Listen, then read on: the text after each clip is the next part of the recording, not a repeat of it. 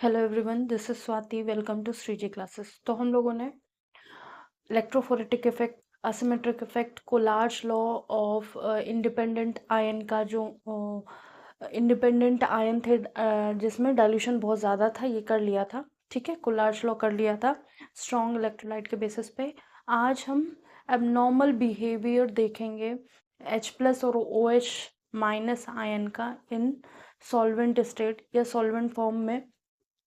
ठीक है, जो मोलर कंडक्टेंस है H प्लस और OH माइनस का एबनॉर्मल बिहेवियर होगा सॉल्वेंट स्टेट में या सॉल्वेंट मिक्स किया जाएगा तब। उससे पहले हम लोग एक क्वेश्चन करते हैं मोलर कंडक्टेंस कोलार्ज लॉ के बेसिस पे कि हमको गिवन है, क्वेश्चन है हमारा कि हमको फाइंड करना है मोलर कंडक्टेंस ऑफ किसका, CH3COOH। Find molar conductance at infinite dilution of CH3COOH if अगर गिवन हो क्या molar conductance of H2SO4 at infinite dilution H2SO4 is equal to x1।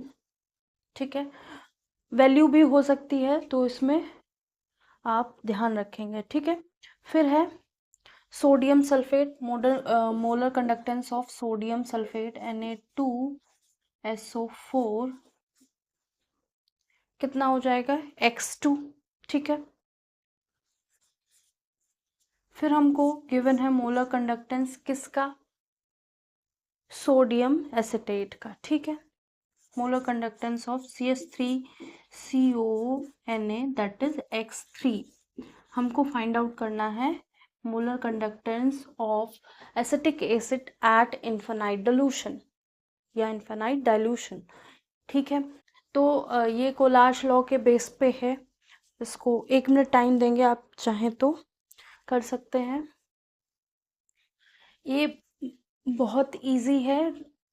12th के जितने भी बोर्ड है ना, उसमें 1 क्वेश्चन 2 क्वेश्चन इस पे आएंगे ही आएंगे। ठीक है, तो आपको ये वाला पोर्शन जो है ना अपना लेके चलना। और जो कॉम्पिटिटिव बेसिस पे काम कर रहे हैं या पढ़ रहे हैं, नीट है, जेई है और क्या कहते हैं, बेसिकली जेई का जो एडवांस वर्जन है इलेक्ट्रोकेमिस्ट्री का, वो आपको यहाँ देखने को मिलेगा। टीजीटी पीजीटी जो दे रहे हैं एडवांस, पूरा इलेक्ट्रोकेमिस्ट्री है ना, पूरा एडवांस देखने को मिलेगा आपको यहाँ पे, 0 से लेकर एडवांस तक। ठीक है, तो जितना भी ये है इसमें 1 से 2 क्वेश्चन आते हैं। देखिए, टीजीटी पीजीटी के बेसिस पे जो कर रहे हैं उनको तो सब कुछ देखना है, फैक्चुअल भी देखना है, कॉन्सेप्चुअल भी देखना है, और ये क्या कहते हैं क्वेश्चंस भी देखने हैं। और जिनका नीट वगैरह है, जो मेंस की तैयारी कर रहे हैं, सीयूईटी वगैरह की तैयारी कर रहे हैं, उनको भी आना चाहिए। तो उनके में तो होगा, अगर इलेक्ट्रोकेमिस्ट्री है तो आपके में कोलार्ज लॉ का क्वेश्चन एक आएगा ही आएगा। ठीक है, तो स्टार्ट करते हैं। तो हमको फाइंड आउट करना है molar conductance of acetic acid at infinite dilution. ठीक है, तो अभी हम क्या करेंगे, हमको पता है कि हमको ये बनाना है, हमको ये गिवन है। कैसे बनेगा, इसको लिख लेते हैं H plus molar conductance at infinite dilution of H plus plus molar conductance of SO4 2 minus. ठीक है, ये हो गया। ठीक है, 2 H प्लस है तो यहाँ पे कोफिशिएंट 2 लगा देंगे। फिर Na2SO4 है तो यहाँ पे फिर से यही करेंगे। क्या करेंगे, 2Na है, infinite dilution molar conductance Na plus, साथ में molar conductance at infinite dilution and SO4 2 minus sulphate ion. ठीक है, फिर इसका यहाँ पे molar conductance CH3COO minus plus molar conductance Na+। ठीक है, इतनी बात समझ में आई। अब हम लोगों को ये निकालना है CH3COOH। CH3COOH कैसे मिलेगा? बस इसमें आपको एडिशन आना चाहिए, ब्रेक डाउन करना आना चाहिए। ठीक है, तो क्या है, CH3CO माइनस मिल गया, H मिल गया। हमको क्या एलिमिनेट करना है? हमको SO4 2 माइनस एलिमिनेट करना है, हमको Na एलिमिनेट करना है। तो वैसा हम क्या करें कि जो है Na हमारा एलिमिनेट हो जाए और SO4 2 माइनस भी एलिमिनेट हो जाए। तो हम क्या करेंगे,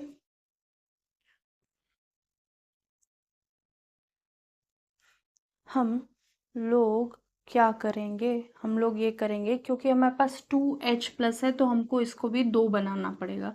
तो इस पूरे को 2 से मल्टीप्लाई कर देंगे तो ये भी 2x3 हो जाएगा। ठीक है, आई बात समझ में?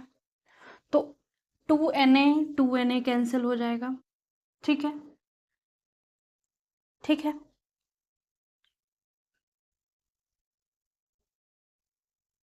और हमको SO4 भी माइनस करना है।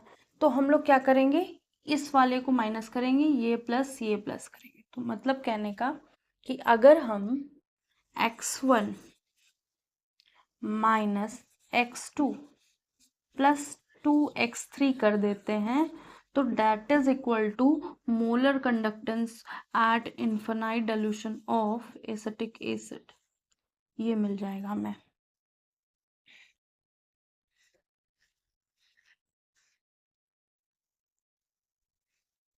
और ये हमने 2 से मल्टीप्लाई कर दिया तो यहाँ 2 आएगा। तो हमको क्या चाहिए, केवल एसिटिक एसिड का चाहिए। तो that is equal to x1 minus x2 plus 2x3 upon denominator में 2 आ जाएगा। ये इसका फाइनल आंसर होगा। ठीक है,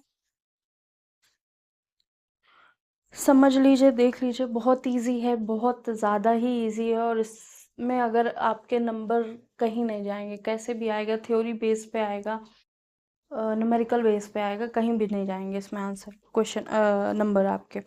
ठीक है, अब हम एबनॉर्मल बिहेवियर करेंगे, इसको नोट कर लीजिए। प्रैक्टिस के टाइम और क्वेश्चन कराए जाएंगे तो टेंशन नहीं लेनी है, क्वेश्चन सारे होंगे।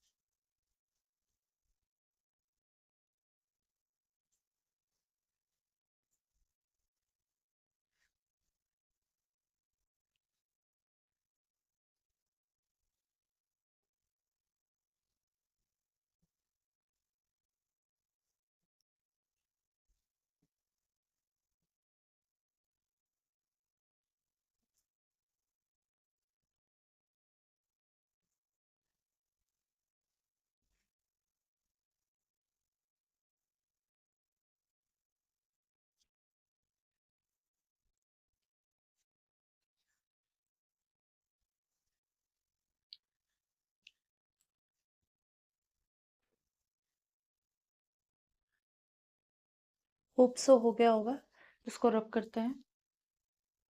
अब हम बात करेंगे मोलर कंडक्टेंस जब एबनॉर्मली हाई होगा किसका, H प्लस और OH माइनस आयन का इन एक्वस सॉल्यूशन।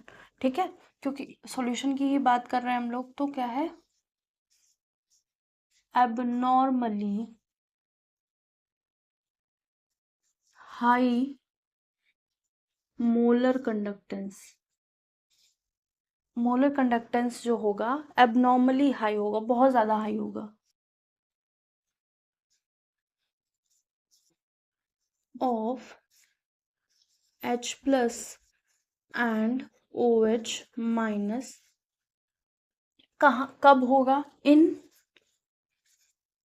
आयन लिखना चाहो तो लिख सकते हैं, OH H plus and OH minus ion in aqueous aqueous solution पता है, ऐसा सॉल्यूशन जिसमें वाटर प्रेजेंट हो।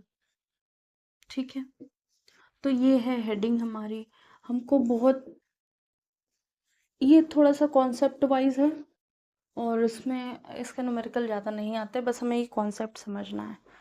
ठीक है, तो क्या है कि जब, एक मिनट रुकिएगा।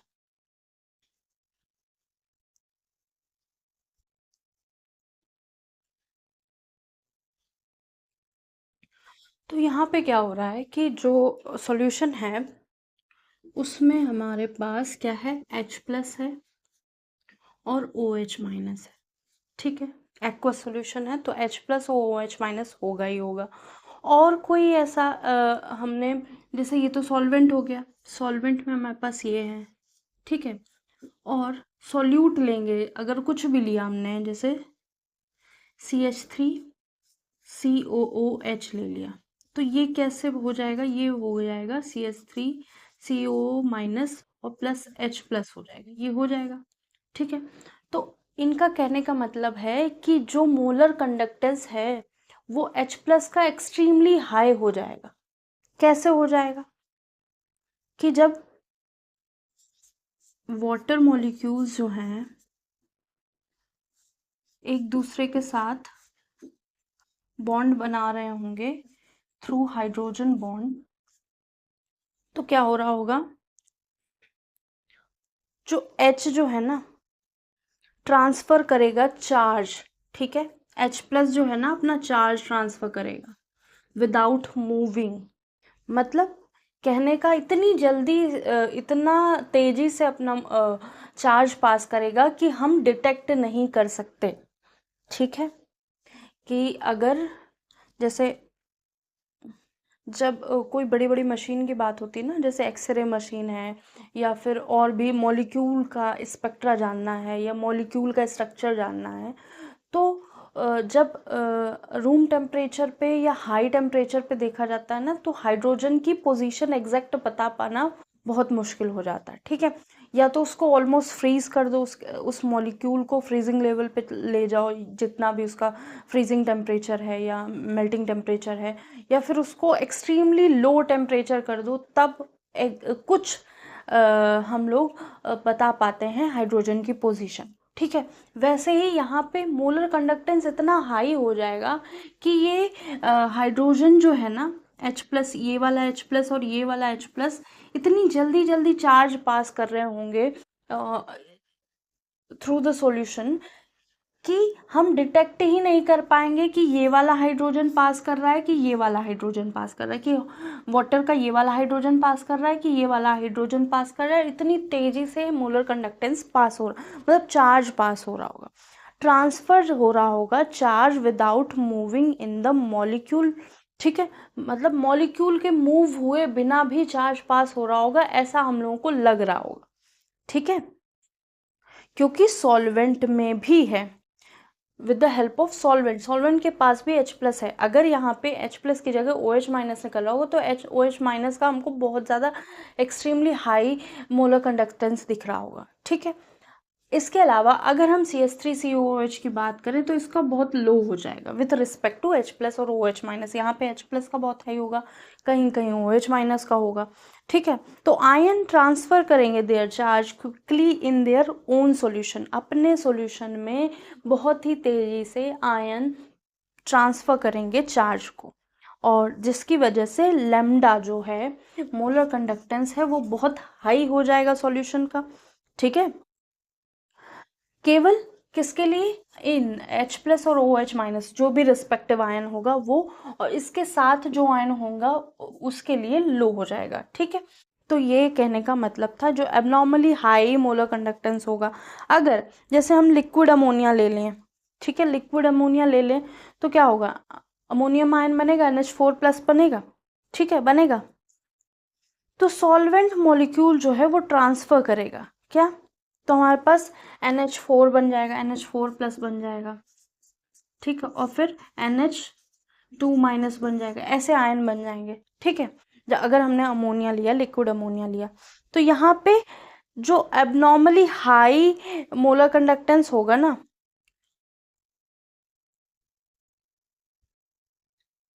वो किसका होगा, इन आयंस का ज़्यादा होगा, क्योंकि हमने लिक्विड अमोनिया में लिया है ना। सॉल्वेंट क्या है हमारा यहाँ पे, लिक्विड अमोनिया। लिक्विड अमोनिया लिया तो ये इनका मोलर कंडक्टेंस बहुत हाई होगा, और इनके साथ जो जुड़ा होगा कुछ भी, इसके साथ कुछ ना कुछ तो जुड़ा होगा। अमोनियम हाइड्रोक्साइड OH कर दिया, तो यहाँ पे OH का बहुत लो हो जाएगा। ठीक है, कहने का मतलब ये, क्योंकि अमोनिया में यही बन रहे होंगे, यही इसके आयन है अमोनिया में, अमोनिया के। और अमोनिया के अगर हम ऐसे लोग लाते हैं अमोनिया सॉल्यूशन में जिसमें या तो ये हो या तो ये हो, ऐसा कुछ हो, और साथ में यहाँ OH लगा है, तो OH का मोलर कंडक्टेंस यहाँ बहुत लो हो जाएगा with respect to NH4 plus या NH2 माइनस। ठीक है, क्योंकि यहाँ पे सॉल्वेंट क्या है, अमोनिया है। ठीक है, तो यही चीज़ अब हम लोगों को लिख लेनी है। तो हम लोग H प्लस और OH माइनस की बात कर रहे थे, तो वही करेंगे।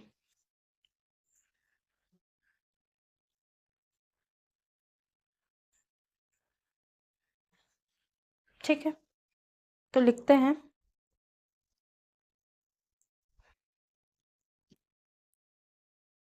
H plus and OH minus transfer their charge, अपने चार्ज का ट्रांसफर करेंगे। H plus and OH minus transfer their charge without moving, without मतलब हमको लगेगा कि मूव नहीं कर रहे हैं, लेकिन वो एक्चुअली मूव कर रहे होंगे, विदाउट मूविंग। ठीक है, without moving in the molecule, अरे हाँ, विदाउट मूविंग इन द, नहीं, without moving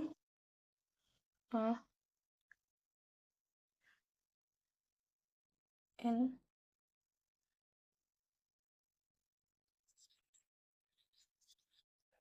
without moving of, या फिर without movement of molecule, without movement of molecule. ठीक है, मॉलिक्यूल के विदाउट मूवमेंट H प्लस और OH माइनस के चार्ज का ट्रांसफर हो जाएगा वेरी क्विकली और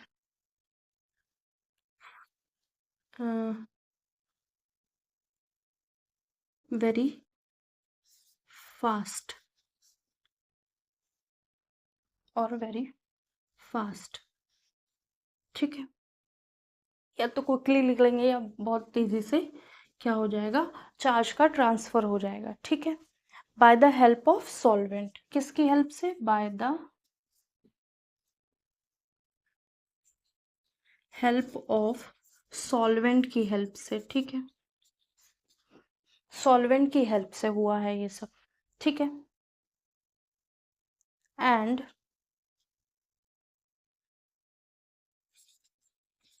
lambda m is very high, बहुत हाई हो जाएगा, किसका, H plus and OH minus, of H plus and OH minus का जो lambda m है रेस्पेक्टिव जो भी होगा वो हाई हो जाएगा। ठीक है, बट अदर्स, अदर आयन जो है, but other ions in solution have low molar conductance, जो अदर आयन है वो उनके पास, ठीक है, but other ions in solution does not transfer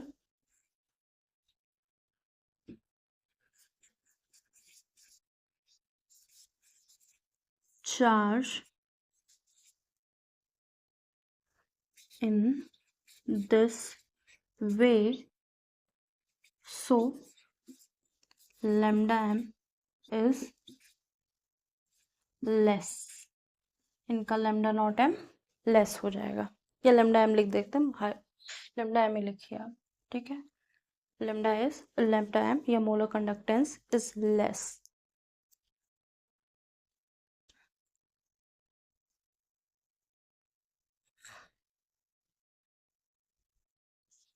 ठीक है, ये है जो एक थ्योरी थी, समझना था बस।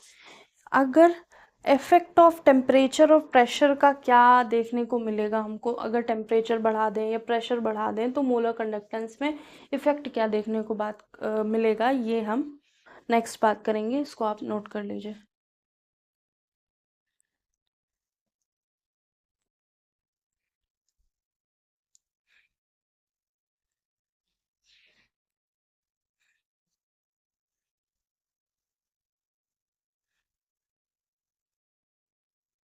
मोलर कंडक्टेंस का मतलब मोलैरिटी, कंसंट्रेशन की जो मोलैरिटी गिवन होगी, नंबर ऑफ मोल्स होंगे, ठीक है,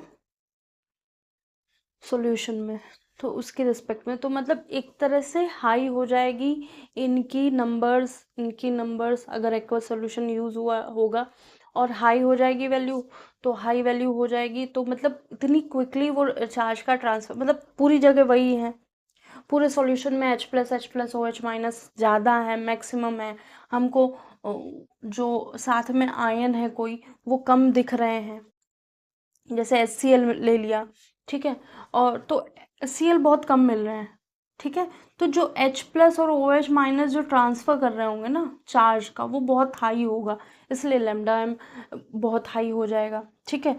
अगर जो अदर आयंस होंगे जैसे Cl- है, वो सॉल्यूशन में ट्रांसफर इतनी तेजी से नहीं कर पा रहे हो, does not transfer charge in this way, या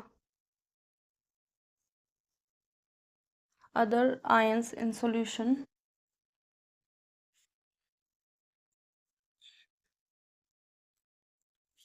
slowly transfer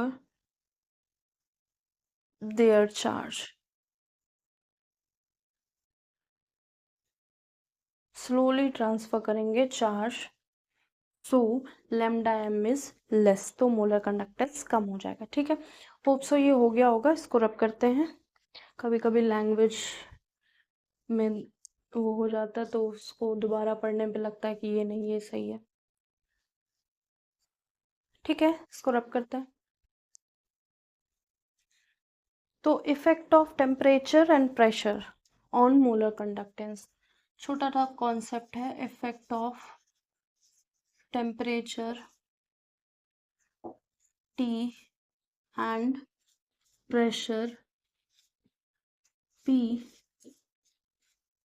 on molar conductance, ठीक है।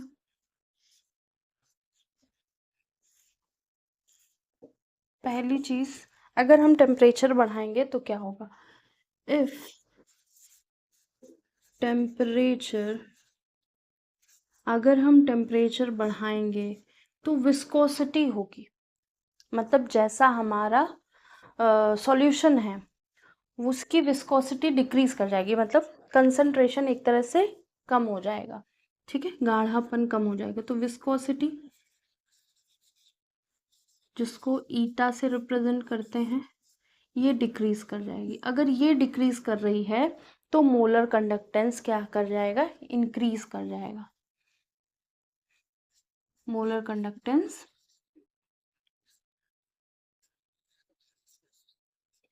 इंक्रीज कर जाएगा। समझ में आई बात, मतलब कि कोई भी सॉल्यूशन है उसको हमने हीट दी, ठीक है, तो ये जितना गाढ़ापन था इसका, तो कुछ ये क्या हो गया, इसका गाढ़ापन कम हो गया, कुछ डाइल्यूट हो गया, कुछ इजीली फ्लो होने लगा, ठीक है। तो इसका जब गाढ़ापन कुछ कम हुआ तो मतलब मूवमेंट ऑफ इलेक्ट्रॉन्स या आयंस बहुत तेजी से होने लगेगा, जितनी तेजी से यहाँ हो रहा था उससे उससे ज़्यादा तेजी से यहाँ पे होने लगा। जब आयंस का मूवमेंट ज़्यादा होगा तो मोलर कंडक्टेंस ज़्यादा होगा, ठीक है। सेकंड है प्रेशर, इफ प्रेशर इंक्रीजेस, अगर प्रेशर बढ़ेगा तो क्या होगा, तो प्रेशर अगर हमने सॉल्यूशन लिया, इसके ऊपर प्रेशर दिया तो क्या होगा, आयंस जो है पास पास आ जाएंगे, पास पास आ जाएंगे तो इनकी विस्कोसिटी क्या करेगी, इंक्रीज करेगी, विस्कोसिटी इंक्रीज करेगी, मतलब इनका गाढ़ापन कुछ बढ़ जाएगा, मतलब कहने का ये इजीली जितना अच्छा यहाँ फ्लो कर रहे थे उतनी अच्छे से यहाँ फ्लो नहीं कर पाएंगे अगर हम प्रेशर बढ़ा देंगे। ठीक है, ठीक है, अगर हम प्रेशर बढ़ा रहे हैं तो विस्कोसिटी बढ़ रही है न, आयंस का मूवमेंट इतने अच्छे से नहीं हो रहा है, तो मोलर कंडक्टेंस घट जाएगा, डिक्रीजेस। ठीक है, इसको नोट कर लीजिए।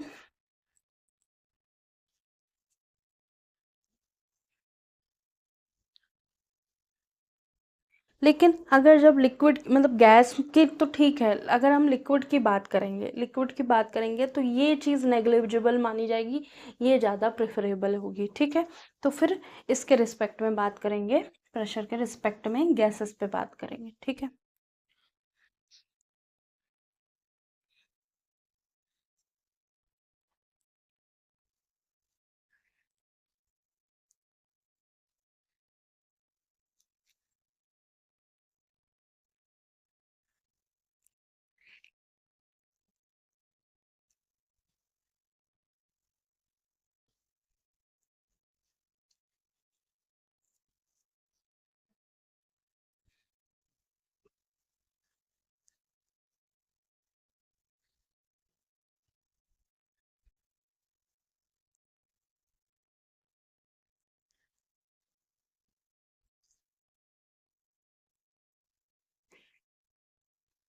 होप सो ये समझ में आया होगा।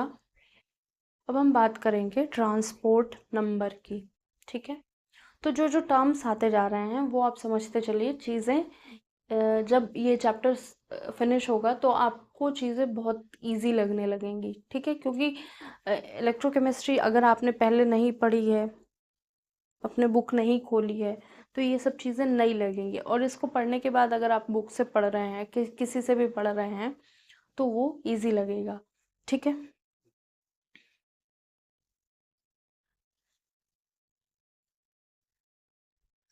इसको रब करते हैं। तो एक टर्म यूज किया जाता है ट्रांसपोर्ट नंबर या transference number. Transport number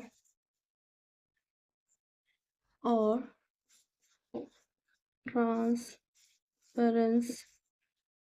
number, तो इसको रिप्रेजेंट करते हैं स्मॉल टी से। ठीक है, कैटायन के लिए, फॉर कैटायन के लिए हम इसको टी प्लस से रिप्रेजेंट करेंगे। ठीक है, एनायन के लिए हम इसको टी माइनस से रिप्रेजेंट करेंगे। इसकी डेफिनेशन ये होती है कि जो ट्रांसपोर्ट नंबर है ये फ्रैक्शन होता है total number, total current carried out by, जो इसमें टोटल करंट होगा वो पर्टिकुलर आयन के द्वारा कितना करंट कैरी किया जा रहा है। ठीक है, ये एक फ्रैक्शन बताने का तरीका है। ठीक है, तो transport number is the transport number is the fraction, एक फ्रैक्शन है। ठीक है, कोई यूनिट नहीं है इसका, कुछ नहीं है, फ्रैक्शन है of total current, of total current, जो पूरा करंट है उसका कुछ पार्ट है। Transport number is a fraction है किसका, टोटल करंट का, कैरीड बाय, जो कैरी किया जा रहा है, current carried bye a particular ion, किसी पर्टिकुलर आयन के द्वारा, पर्टिकुलर आयन। ठीक है, तो कैटायन का ट्रांसपोर्ट नंबर क्या होगा, एनायन का ट्रांसपोर्ट नंबर क्या होगा, देखते हैं। तो पहला है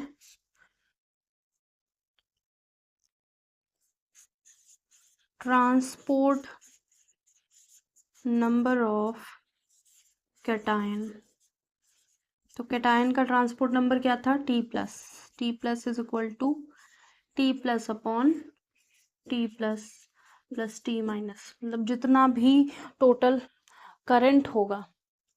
ठीक है, सॉरी इसको मैंने टी प्लस आई आई लिखना था, करंट लिखना था, करंट का फ्रैक्शन, मतलब जितना करंट कैटायन के थ्रू पास किया जा रहा है या कैरी किया जा रहा है अपॉन जितना करंट है पूरे हमारे सॉल्यूशन में। ठीक है, ये हो गया कैटायन का। अब एनायन का लिख लेते हैं। Transport number of anion equals to क्या हो जाएगा, टी माइनस, एनायन को टी माइनस लिखेंगे, I minus upon I plus plus I minus. ठीक है, ये हो गया। और एक चीज और लिखनी थी कि जो ट्रांसपोर्ट नंबर है कैटायन का, ट्रांसपोर्ट नंबर है एनायन का, वो 1 के बराबर होता है, एक तरह से मोल फ्रैक्शन की तरह है।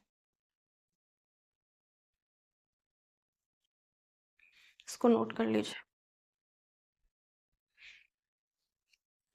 तो I प्लस क्या है, current carried bye cation, I minus क्या है, करंट कैरीड बाय एनायन, और टोटल करंट कितना है, तो इसमें लिख सकते हैं ये current carried bye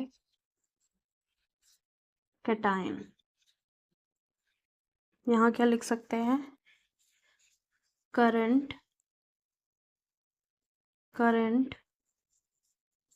carried bye anion. ठीक है, और ये I plus plus I minus, ये क्या है, टोटल करंट। इसको नोट कर लीजिए।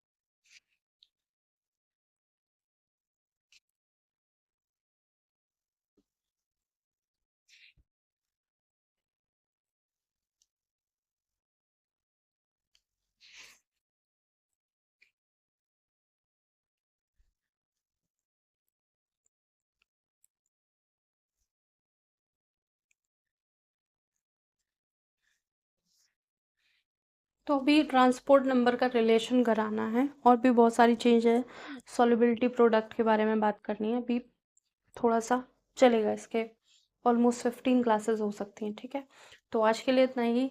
लाइक एंड सब्सक्राइब ज़रूर कीजिएगा, और जो भी चीज़ें समझ में आई हैं उसके लिए आप रिस्पॉन्स कर सकते हैं, नहीं समझ में आई तो आप रिपीट करके दोबारा देख ले सकते हैं। कोई क्वेश्चन है तो आप कमेंट कर सकते हैं, हम ज़रूर रिस्पॉन्स करेंगे। हैंड रिटन नोट चाहिए तो उसके लिए भी आप कमेंट कर सकते हैं, हम लोग आपको कांटेक्ट करेंगे। आज के लिए इतना ही। लाइक एंड सब्सक्राइब ज़रूर कीजिएगा। Thank you.